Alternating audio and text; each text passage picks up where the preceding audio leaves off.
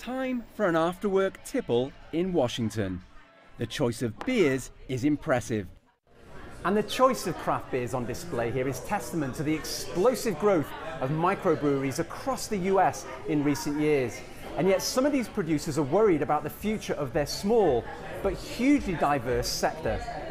They're rattled by Budweiser producer Anheuser-Busch InBev's takeover of smaller rival SABMiller, whose range includes South Africa's Castle Lager. Between them, they would control nearly a third of the world's beer supply, from the Americas to Zimbabwe. In the US, it would be 70%. Craft beer producers here fear this conglomerate would eat up their supplies of key brewing ingredients such as malt. Those fears have been partly supported by a US government inquiry into allegations that AB Inbev is trying to squeeze smaller producers by buying up the distribution network.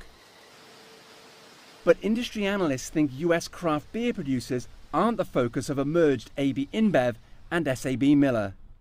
They're looking at the US in particular as a region that probably is not salvageable in terms of craft beer. Craft beer has really come to dominate the US. So this is a global deal with implications in the US, but it's largely looking outward towards areas like South Africa, Brazil, Central Europe. The US, both companies have kind of agreed, is not an area of growth for these two companies.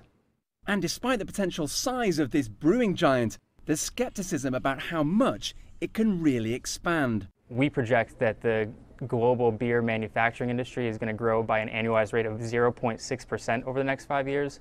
So this is minimal growth. There's another major hurdle to clear. AB InBev has fallen foul of anti-competition rules during previous takeovers. The US Justice Department is already reviewing fresh complaints that this latest merger will create a monopoly. Owen Fairclough, CCTV, Washington.